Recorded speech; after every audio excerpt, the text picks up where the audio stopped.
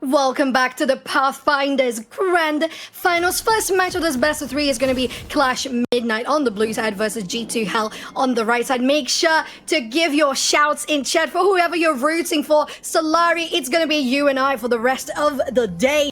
And girl, am I excited. Oh my goodness, I am so damn excited for this matchup. It's not our first time casting this specific, Clash Midnight versus G2 Hell matchup, but I am so happy that we get to do it together again because, come on, this is going to be legendary on all the lanes everywhere. These are the matchup that I have been really looking forward to seeing on the mid lane. Tifa going against Lilian. Come on, this is easily going to be one of my highlights of today, quite possibly. But then there is top lane, there is bot lane, pretty much everywhere. This is going to be a certified banger on top of another one. Oh, can you just stop stealing the words from my mouth? I was going to say legendary. I was going to say all the things you said there, certified banger. I think we're just too similar that way. At least it makes for a very good synergy in the broadcast, right? Solari, as we jump into the first minutes of the game, nobody really going for aggressive stances, but we have seen a couple of delayed invades in the series and in Pathfinders so far. There is this ward here, and it's going to spot G2 Hell. Well, they're going to spot it as well. They're going to clear it, and they're still going further into the enemy jungle. Oh, you delicate. You need to get away from this part of the jungle. It's not yours anymore. Definitely not. And would you look at that? You don't just have Sheena taking down the Wraiths here. The chickens are going to be down. They have lured in the red as well. There is a ward. They have just signaled that they know there is a ward, so G2 Hell is aware of that. So that potentially will influence the votes go jungling from Sheena on that Gragas. And that is exactly what's happening. You see Delicate in the red buff, and they're going to be taking that one down. Bot lane already trading quite a bit, as you would expect from an Ezreal Karma. Honestly, yes, Ezreal Karma want to be poking the opponents out of the lane as early and as much as possible, while at the same time Milio provides quite a lot of sustain for his AD carry with his double charge on his shield, with a heal that comes most probably after level 2, but before that, level 2 priority is on the side of G2. Look at the pro coming from them! Would you look at that? I kind of had a feeling when I saw the Ezreal. I know there is a curve to him. And we know there is a curve, the items, how he goes, yada, yada, yada. But I had a feeling that considering it's Countess, the girl, as J-Real said, she wants to play Twitch. She wants to play things that explode in 1v5. It's not going to be a 1v5 this time. It's going to be a 3v2 here in the bot lane with a very early dive. They pop in the heal already. Who's taking the tower shots? It's going to be the support. They get in the first blood, and a TP coming back to help as well, as Lilian coming from the mid lane goes in, flash forward with a charm, and they're going to take this one down with a kill and an assist for this bot lane, Solari. Yo, turning this around with a very nice teleport from Lilian. She had to use both of her summoner spells. She lost the wave on the mid lane because of that. And she lost the power there as well to Tifa. But what is important is she made sure that the score on the bot lane and the score in the game in general is going to be neutralized a little bit. There is still the first spot for G2 Hell, of course. It went towards the support. And normally, you would say, it's not for the AD carry or the jungler, so it's not really important. No, it's blah, blah, blah, blah. She is going to use this skill very, very nicely. But yeah, we have the situation that one of the AD carries doesn't have kills just yet. The other one has. And the problem is that is Jinx that has a kill already. Jinx is the epitome of a snowballing champion. And it's not just, in a fight when she gets excited after a kill or an assist and she, starts moving around very quickly. It applies to her general in-game playstyle as well. The moment she gets a kill, from here on, she starts snowballing like crazy into the mid-game. I think it's so right there, Solari. There is a big difference between having the Jinx get the kill there. It wasn't the first blood, but it was still a counter, a rebuttal for the first blood that they had with the dive going on so early from Gragas that got the kill for Karma instead. They're going to go in the jungle once again, have found Delicate, who's dropping very low in health. Milio has arrived. They're banging him up. There's going to be shield for days, but it's going to be a certified steal from Sheena on this buff. No, actually, I think the big one went for Delicate as they smiting it down, and the Scuttle Crab is going to be next. But overall, it's just control for G2 Hell over all of the enemy jungle. Control and aggression, right? That's something that is so nice to see from them going into this specific matchup. Both of these teams want to be proactive and aggressive on the map, and GT Hell just taking it onto a completely different step, a different level, sorry, because they are just completely bullying Clash out of their part of the map, out of their jungle, out of their lanes, because look at Sheena, look at where she is. Is it another tower dive? Oh, that was a very preemptive flash here. The blink from Azrael almost got them in a trap, but it was still very nicely dodged by Countess, knowing the range that the traps have, the flame jumpers have from Cosmic. But once again, can you want to buy a tent? Gragas, Sheena, are you comfortable? Do you want to hang out more? Do you have anything in the jungle to farm? No, it doesn't look like so, because she has been stealing everything from Delicate so far, at least trying to do so. So much pressure in the bot lane as this first Drake arrives. Who needs to farm their own jungle when you can go and get the enemy jungle? Right? And like, who needs to farm in general? Easy. Oh, wait, what? Lysia needs to farm the champions, apparently. The Mega she's got a solo kill on the top lane, and that's a flash out of Sana as well. The flash is still available for Lysia. She has a TP, which means she's going to come back to the lane very quickly. All of a sudden, GT Hell are securing themselves on the top part of the map too. Lovely shout you had there, but it's not just the flash. They have to use the TP now, Senna, to go back to lane. Don't lose that much farm. But they also use the unstoppable force. Do we have a replay on it? Yes! Is that this? Oh my god, production, what a job. You have Senna actually really close to the tower at this point. Are they going to go take the initiative and going to Lysia? I don't think they paid attention that the level 6 was still there for Lysia. Maybe they waited for the level 6. There they go, instant level 6. But then all of a sudden you turn into Megana and the boost in health. And oh, excuse me, the flash! No, Sana, I love you, but you don't do it like that when there is a Gna against you. The timing was like just this. perfect for Lysia. It couldn't have been better for her. She had the Mega Gna form coming right when Sana jumped in, and Sana was stuck between Lysia and the wall. It was perfect for Lysia. You cannot make it up, right? It was just, wow. I don't even know what to say. Yeah, I think it was bold from Senna to try to attempt that one. They tried to get little bit of gap between the split second when they got level 6 and actually having the Magna show up. Unfortunately, it didn't come out that well. And to be fair, it was rather close. It was rather close. But then when you turn into Magna, the extra bit of health, and then being between a rock and a hard place, you're going to get stunned twice by Lysia. And it worked out like a charm for her. It's exactly as you said. So far, we have the first objective having already been taken down by G2 Hell, but it's still very close in regards to pressure on the lanes in comparison to the first few minutes. And beware, we're still on 7 minutes and we're talking about different stages of the game already. Yeah, but I think what we need to talk about right now, the 7th minute, means that the Herald is coming very, very soon. With Lysia already having a kill on the top lane, already starting to itemize herself up. This is a very nice prio for GT Herald that they should be using as soon as possible. And judging by the minimap, they're already rotating Columbable towards this part of the map. They really want this Herald. They want to take it. They want to use it wisely to get some more gold to push through the outer turrets of the enemy. And it's the same thing with the support here for Kiana. Them as Milio have joined as well. You have the mid lane, you have the jungle, but then you have Lysia coming on first, getting out the presence with the ward as well, and leaving Malphite just open. Santa's going to have to wait a little bit, try to go around the corner. If they are going to try to fight this once, Delicate has might. Sheena does as might. They're going to try to go in. They push it aside, and Sub Force goes on to support. They take them down pretty swiftly, but then Na knocks them all onto the wall. Very close to taking them down. The Jinx doesn't take anyone at this point, but the Herald is going to reset. G2 Brent gets 1 kill, while we also had a kill for Clash Midnight. But what a good ultimate from Sheena it was. We talked about the possibilities of disengage options for G2 with the pickup of this Gragas in the jungle, and it was exactly there with a big barrel coming from this man. They're gonna go in. There you have it. Lilian doing exactly as she likes to do. The flash forward with the rush. It's not going to get anyone on the charm just yet, but you're going to find Sheena fighting Delicate in a 1v1 that turns unescapable for them. They have control of the Herald once again, and these continued fights look to be something that G2 Hell really knows how to navigate on. It's not just how long the fights take, it's also how spread the fight is, with Lilian jumping so far away from her teammates. For G2Hell, it was totally fine. The moment Lilian, unfortunately for her, missed the charm, they knew they could actually turn the whole situation around for their own advantage, get some kills, put themselves in a 2-5 situation with around 3k, a little bit less than 3k gold lead, with the Herald in their pockets as well. This is just a very nice early game lead for G2Hell overall.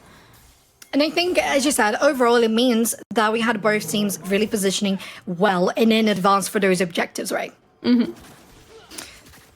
We're going to see what this is going to lead, because we have top lane and jungle with 2 kills on the side of G2Hell, while on the side of Clash you have jungle and ADC with 1 kill to their name. We don't have anything spawning just yet, a little bit under 1 minute for the next Drake, and we don't have any idea what's going to be the soul for this game, but do you have any preference? Do you think anything would suit well any of these compositions, Solari? I think Clash would actually be very fine with Cloud Soul, the one that I usually don't like, but come on, they have such important ultimates, and they want to use their ultimates to go in onto the enemies. They would benefit from the additional movement speed from the Cloud Soul very, very nicely. Hextech Soul would be very good for them too, providing, you know, the additional boost to their damage when it comes to team fighting, especially for Cosmic. For G2Hell, I'm looking at the Infernal Drake because it's going to scale up so nicely with them, and it's going to be paired exactly with what Columble is showing to us right now. The poke coming from the bot lane. Spicy. And it's so beautiful too, because it's not just a poke, it's standing very far into the lane, knowing that you can freeze, you can let your support do the damage, you can even get yourself some skill shots, stack up that Tear of the Goddess too, being an Azrael. And right now, Cultist is around 30 CS ahead compared to Cosmic, and that's very big, thinking you're an Azrael and considering that you really need to stop any advances from Cosmic. That said, she has just finished her Storm Razor, while G2Hell guaranteed the second Drake, a Hextech one. I have to say though that the CS difference on the bot lane is rather massive. Not that it's something you should really be surprised about, because Karma just doesn't allow the enemy AD carry to farm toe-to-toe with her own AD carry. Plus it's Cultist, who is a mad woman when it comes to her farming. But yeah, the difference is quite big with Ethereal, who is an AD carry who's really dependent on the items, being rather happy about this situation on the bot lane. Yes, they are. They have come back here with the Collector, going to deal quite a lot of damage, especially when you finish up that Tear of the Goddess, stacking up into a Tier 2 boot. But so far, it's a Jinx with a Storm Razor, so at least she can try to do a little bit, but she doesn't have any boots, not even Tier 1. So if she does any missteps, it's going to be very hard for her to escape. You don't have the movement speed from Karma, and Kiana, speaking of, has not gotten a level 6. Or have they? I'm not sure, because no, I think it's a 5. To the I think left, it's a 5. I think it looks very close to a 6, but she has a 5 on the Rift, so yeah, she doesn't have the ultimate yet, which would be a very important ultimate for Cosmic to rely on should the situation go south.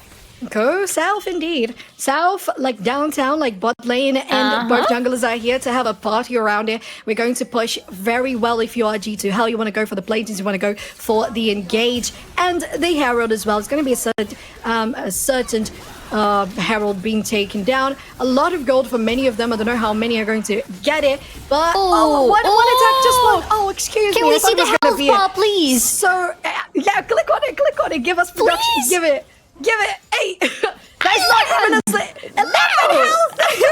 11 health. And G2Hell doesn't even care about it. They go in, they keep on pushing, they go for the Engage. The Gragas trying to get something here with an explosive barrel. We'll see if that's going to lead to anything delicate. Still trying to protect their people. Getting an aggressive stance because you have the help from Lilian going around. But the Shurelius is going to be popped and G2 escaped safely. Speaking of Liliana, by the way, I think she would need to recall soon, because I'm looking at the difference in the inventories between the two mid laners. Tifa is already running with her mythic item, and it's going to be a super important one for the team. There is the very nice definitive frontline for Clash Midnight, especially Sana is going to be pretty tanky as the game is going to progress further. Tifa is going to be the one to cut through this frontline of the enemy to make sure their health is not really it doesn't really matter that much for them. But actually, Leanne did exactly what I was talking about. She just recalled she finally has the Everfrost. One day, maybe we will see different area builds, but not today, apparently. Well. And in comparison, you have the Leandros on the hand of Tifa. Being a Oriana, you have crowd control, you have shields, but still, you go for Leandros. You go, even though you also have Airy, it means that in the lane you have a little bit more pressure because you're playing against Ari. But we'll see what this is going to come into as we have a TP joining in with Lilian going on with the Everfrost and the Charm onto Sheena, who has to flash away. And then you have the Unstoppable Force knocking them down, and the Super Mega Death Rocket is going to go wide with the TP coming back with Lizia around Colombo. You don't have Megana even close to arriving. Tifa is on a party. Maybe we're going to have a nice shield onto Lizia, so that can actually be something going on. The flash forward from Colombo trying to get something done, but the damage is not that good just yet. Oh my god! And the shockwave from Tifa really manages so much CC. Unfortunately, it's not enough. How was that not enough, Solari? Just a little bit damage still lacking on the side of G2 Hell, still lacking for Tifa. Needs a little bit more items, and needs Lisa going in on the side. Oh my god, Sunny's already down. Delicate is getting the kill. No, it's Lilian getting the kill in the meantime onto Lisa, getting a revenge for her teammate. They did. At least it becomes a 1-for-1. But oh, wait, what was it, a 1-for-1? No, I think, yeah, Lizia died at the end of the day, so it was actually still a 2-for-1 for Clash Midnight. And overall, they really need something like this because they are falling very much behind. You have 5,000 gold that G2 Hell is ahead. And this is really important for G2 Hell right now. They still have the priority advantage of the items in the pockets. They still have the prior around the lanes. Not maybe on the top lane that much anymore, even though it's pushed in nicely. But what matters is the board part of the map where the next strike is going to come up very soon. It is the Infernal Soul that I predicted to be really good for G2 Hell. So they need to be very, very happy about what's going on in this part of the map. I am telling you, there is something about fortune doesn't favor fools. Not saying that Clash of Fools is just a misfortune line. Please don't get me wrong. Yeah. But yeah, it's the second time that we see something that could have been amazing for G2 Hell come on in the RNG. Randomly generated number. Yeah. Randomly generated Drake, Infernal Soul.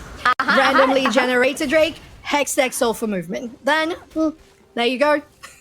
Yeah, somebody needs to check the dice. Oh my god, somebody needs to check Lilian. She's on the killing spree. Punishing Colombo, but she still goes further. Oh my goodness, this is the Unstoppable Force. Oh no. No. The shockwave is not going to catch her, but this is going to be more than enough for you to help the two in this fight around. They're still going in, already have 2 kills in their pockets. Caltis though is really low, so this is the moment they need to turn back.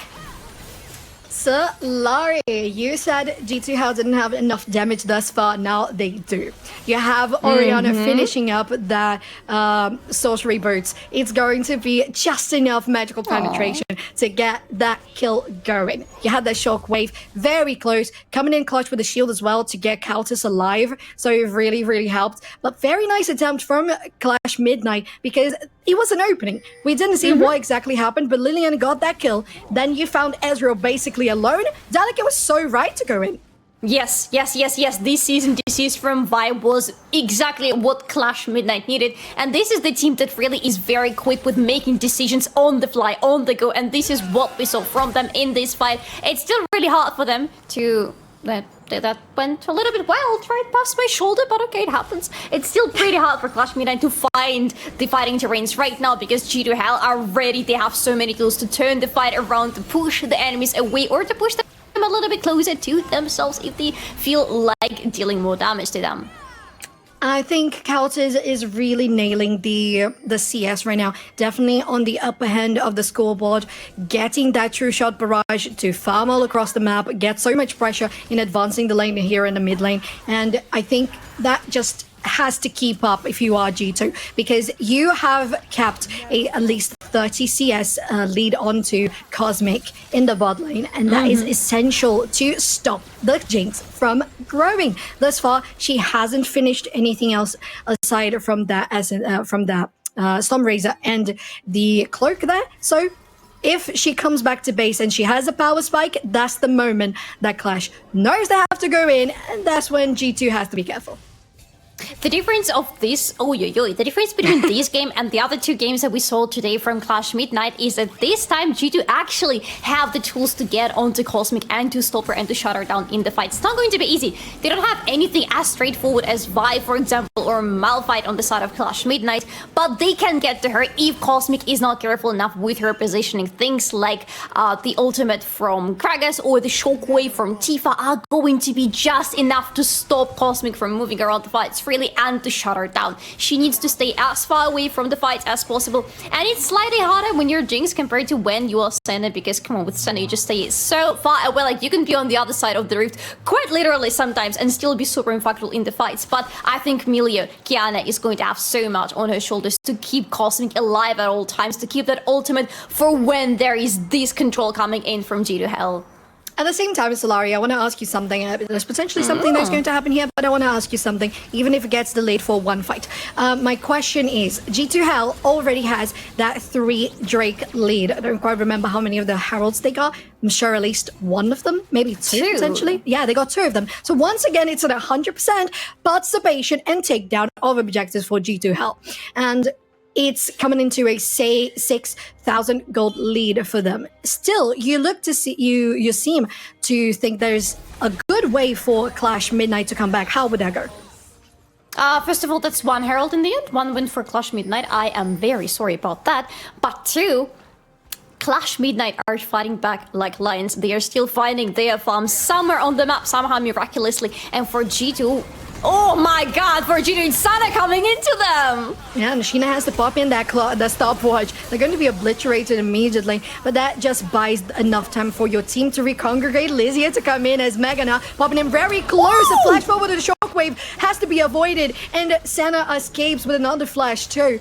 Still quite a lot that G2 can do here to pressure out this wave. They have taken 1 turret on the top lane with their Herald. Maybe it's going to keep on pushing a little bit further. It would be a nice recall opportunity for G2 because I don't think any more siege is going to come out of this mid lane. It's a good recall, but it's a little bit too late for recall because we only have less than 20 seconds before the Drake is going to spawn, which means Clash Midnight are going to be way too late for the party, aka for the pit. They don't have any vision whatsoever. Well, look at the amount of deep wards that G2 Hell have on the both side of the map. They know exactly how, when, and what, how many people from Clash Midnight are going to be moving throughout their own part of the jungle, when and how they want to be approaching the Drake. It's going to be really hard for Clash Midnight to fight for this Drake and to deny the Infernal Soul for G2. At the same time, it was good pressure because you diverted the attention from the Orianna to the top lane. You have Airborne is going to be Sheena, who has obliterated once again. This front line is not withstanding that much as you would expect. Lizia goes in with the Shorelia, is Colombo backing them up, but it's going to be just Senna knocked behind this wall, knocked between this wall and the Megana, and they still have a little bit of preference in regards to spacing in the Drake. They're going forward. I think that was a flash from someone, if I'm not mistaken, and they're going to keep on pushing quite a bit still. Solari, they're going to go in as Lizia. Be careful with that charm. You have a blink forward from Countess, and they're really confident about how they're going to go about this. And it's because Colombo and Tifa are on the back line, and that shockwave is going to be huge to knock them down. Ari is going to escape safely, but not really do the rest of Clash Midnight.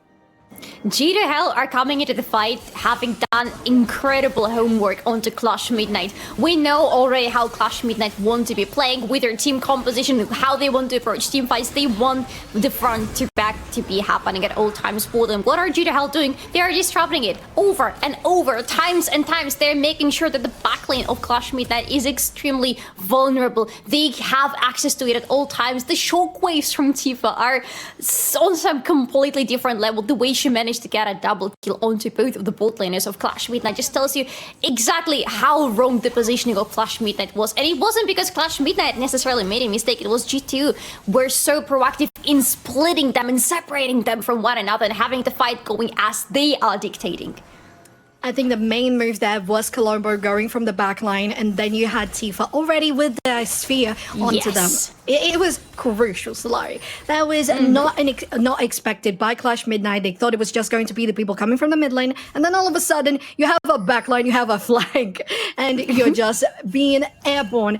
And G2 now has all the Drakes, the Infernal Soul, most of the Heralds. They are all positioning here for Baron to see how this one is going to go, because the situation is turning very dire for Clash Midnight. It is. The kill difference is not really that big, but the goal difference is there. The advantage on the map is there for G2 as well, and with this Soul, they are feeling much more powerful than Clash Midnight at this very moment.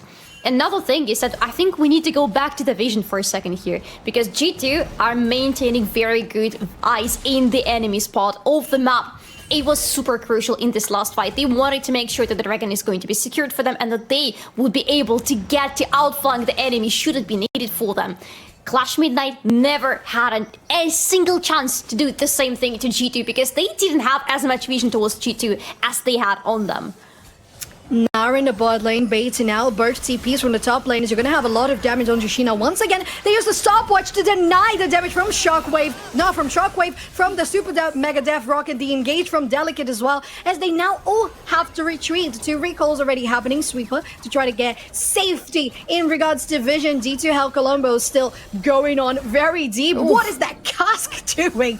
Absolute damage. Kiana falls down on 50% of health here, while G2 Hell is starting out that Baron buff. Delicate is still around. They have a lot of health, at least enough to try to steal this one. They have the ignite. They have these might. They are looking to try to go around. Senna has unstoppable force. Colombo might be the target, but it's going to be a diversion because the rest of G2 Hell have taken the Baron.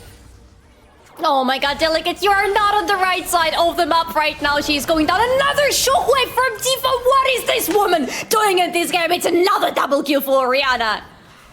We have arrived. We have arrived. 26 minutes, and then we really see how much stacking out objectives can make a difference. Because the lack of damage that we once saw, which of course was remedied by kills, by CS, it's just remedied twice because of the Infernal Soul, right? And they're going to keep on pushing here in the top lane, take down tier 2, open up things, and because of that, I think it all started with that play of diversion from Nara in the bot lane and how it split the attentions, wasn't it? It sounds like a start of a monologue, you know. It all started, and then you go in with the yeah, exactly. Then you go in with the whole story of how we ended up seeing G2 helping at 9:14 at 27th minute in the game with the Dragon Soul in their pockets. But you know what else the Dragon Soul means? It means that in 2 minutes from now we're going to see the Eldritch spawning on the map, which, as always, might just be a flipping coin for Clash Midnight to try to bet onto and try to get themselves out of this really desperate position that they're finding themselves in on the map. Working out really well the push here for G2 with the Baron buff. You use Shirelius Colombo to reposition. They're going to collapse on Sana, and this Malphite is just as good as dead. Have to use the unstoppable force, but again, Colombo is there. You think there is nobody there, but there is. The support is gonna get you snared down. Once again as well, we see that there's a lot of damage that Clash can retaliate. Countess is still alive with the amount of shielding that has been able to output from Karma and Tifa, and it's an ace. Solari, it's an ace. How dare this woman stay alive after this fight? It was impossible. The odds were never in favor of Cultists of staying alive, but she did, and oh my god, she did, and the whole team did. 9:14, 27 minutes in the game. G2 Hell are going in. They are taking the first game in this best of 3 series of the finals of Pathfinders. Oh my god, one more game, and G2 Hell might just be the crown champion of this game, or maybe we are in for the beginning of the